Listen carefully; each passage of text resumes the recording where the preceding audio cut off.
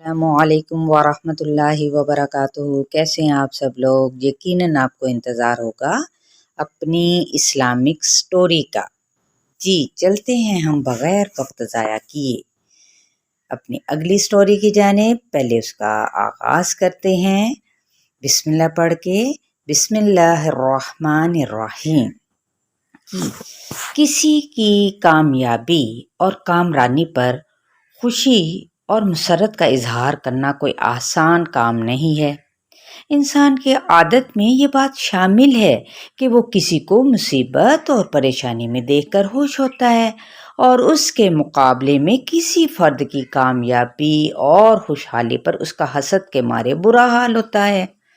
قرآن مجید میں کئی جگہ حسد اور اس کے خرابیوں کا تذکرہ کیا گیا ہے۔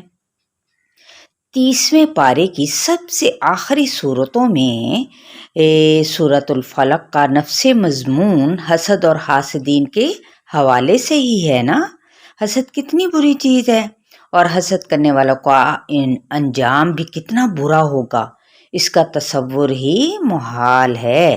لیکن انسان نا سمجھ ہے، نادان واقع ہوا ہے کہ وہ اللہ تعالیٰ کے اس صریح احکامات کے باوجود کسی فرد کی خوشحالی اور کامیابی اور کامرانی کو ٹھنڈے پیٹوں برداشت نہیں کر سکتا، اور اس لیے وہ حسد کے مارے بڑا بلبلاتا رہتا ہے، پیچ و تاب کھاتا رہتا ہے، جس سے فائدے کے بجائے اسے الٹا نقصان ہوتا ہے۔ حسد کی وجہ سے اس کا اپنے ہی ذہن کو کیا ہوتا ہے، وہ خود ہی اپنے ذہن کو برائی سے آلودہ کرنے کے ساتھ ساتھ اللہ تعالیٰ کی ناراضگی کو بھی مول لے لیتا ہے، اس کی نافرمانی کر لیتا ہے۔ جو شخص اپنے مسلمان بھائی کی خوشی کو اپنی خوشی نہیں سمجھتا تو وہ در حقیقت اللہ کی بجائے شیطان کا بندہ بن جاتا ہے۔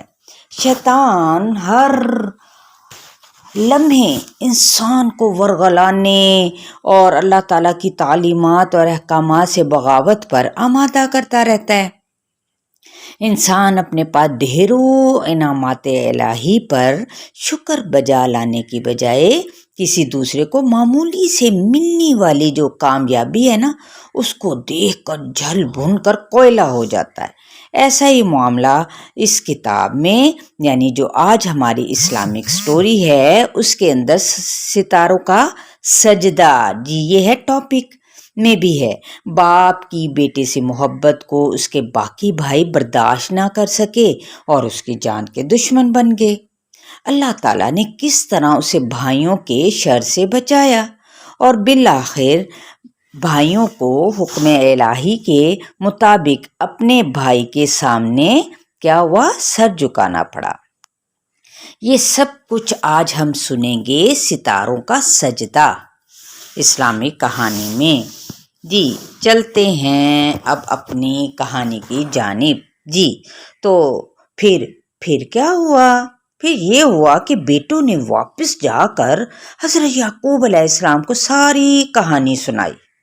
یہ سن کر حضرت یعقوب علیہ السلام کے زخم پھر سے تازہ ہو گئے۔ وہ تو ابھی تک یوسف علیہ السلام کا غم بھی نہ بھلا پائے تھے کہ اب بنیامین بھی ان سے جدا ہو گئے۔ پہلے ہی روتے روتے ان کی جو بینائی تھی نا، وہ بھی جاتی رہی تھی۔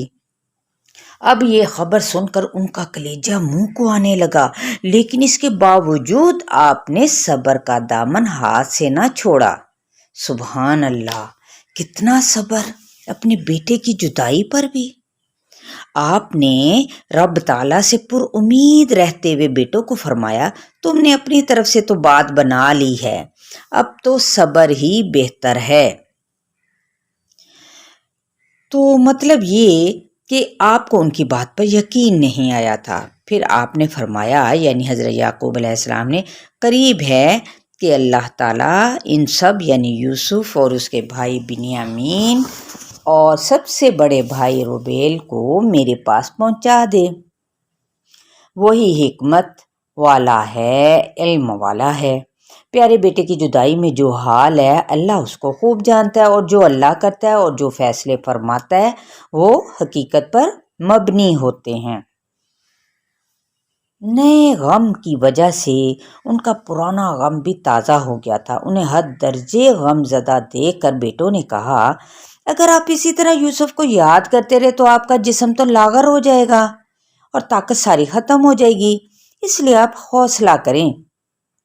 تو بچوں کے جواب میں حضرت یعقوب علیہ السلام نے پتہ کیا کہا؟ انہوں نے فرمایا، میں تو اپنی پریشانیوں اور رنج کی فریاد اللہ ہی سے کرتا ہوں، مجھے اللہ کی طرف سے وہ باتیں معلوم ہے جو تم نہیں جانتے۔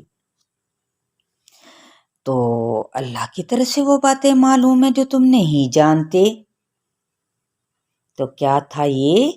قولا انما اشکو بثی وحزنی الی اللہ وعلم من اللہ ما لا تعلمون۔ یہ فرمانے کے بعد انہوں نے اپنے بیٹوں سے کہا، میرے بیٹو تم لوگ جاؤ اور یوسف اور اس کے بھائی کو پوری طرح تلاش کرو اور اللہ کی رحمت سے نا امید نہ ہونا۔ اللہ کی رحمت سے تو کافر ہی نا امید ہوتے ہیں۔